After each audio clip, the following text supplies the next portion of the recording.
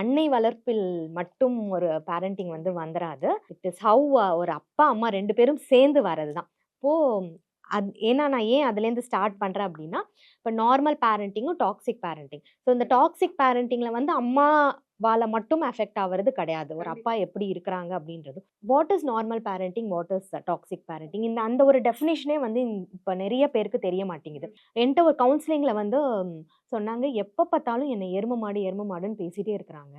Okay, நம்ம அப்பா அம்மாவும் இந்த மாதிரி சொல்லியிருப்பாங்க. பட் நம்ம அதை வந்து ஒரு சாதாரணமா எடுத்துட்டு போயிருப்போம்.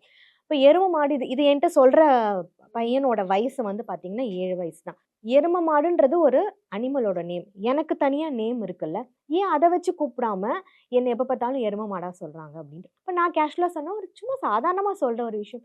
இல்லையே, அவங்க கோவப்படும் போது மட்டும்தானே அவங்க வாயிலேருந்து அந்த வார்த்தை வருது.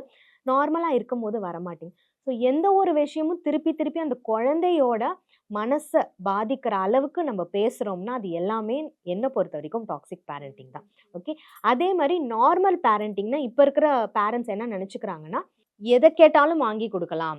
ஓகே, நம்ம செல்லம் நல்லா கொடுக்கலாம். டீனேஜ் வர வரைக்கும் அப்படி வச்சிருப்பாங்க. அந்த டீனேஜ் வந்ததுக்கு அப்புறம் அவன் இப்பயே பைக்கு கேட்கறான், இப்பயே ஆப்பிள் ஐபோன் கேட்கறாங்க, இப்பயே வந்து அந்த ஆப்பிள் லேப்டாப் நீங்க தானே சின்ன வயசுல இருந்து பழக்கப்படுத்தின ஒரு விஷயம், எதை கேட்டாலும் வாங்கி கொடுத்துக்கலாம் அப்படின்ற மாதிரி.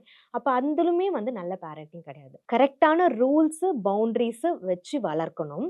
அண்ட் அதே சமயத்துல நம்ம பேசுற வார்த்தைகள், ஓகே, எந்த அளவுக்கு நம்ம நார்மலா யூஸ் பண்றோம், அதை வந்து கோவப்படும் போதும் நம்ம கான்சியஸா எப்படி வந்து அதை சொல்றோம்ன்றதுல எல்லாமே வந்து பேரண்டிங் வந்து அடங்குது. இப்போ டாக்ஸிக் பேரண்டிங்க்கு நம்ம வரோம் அப்படின்னா, ஒரு குழந்தை வந்துட்டு ஸ்கூல்ல வந்துட்டு நார்மலா படிக்கிறாங்க, எல்லாமே செய்யறாங்க. ஓகே. பட் அபார்ட்மெண்ட் இப்பதான் எல்லாருமே வந்துட்டு அபார்ட்மெண்ட்ல இருக்கிறாங்க, அங்க நிறைய பேர் இருக்கிறாங்க.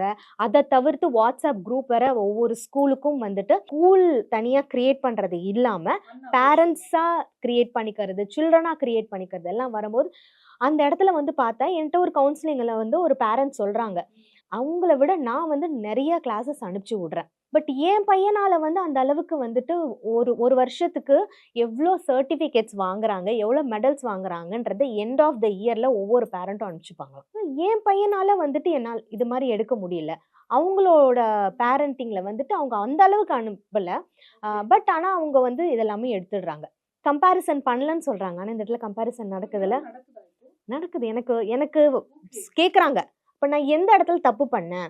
என் பையனும் வந்துட்டு ஒரு வருஷத்துக்கு ஒரு 15லேருந்து 16 மெடலு, சர்டிஃபிகேட்ஸ் எல்லாமே வாங்கணும். அதுக்கு நான் என்ன பண்ணணும்? அப்படின்ற மாரி கவுன்சிலிங்க்கு வராங்க.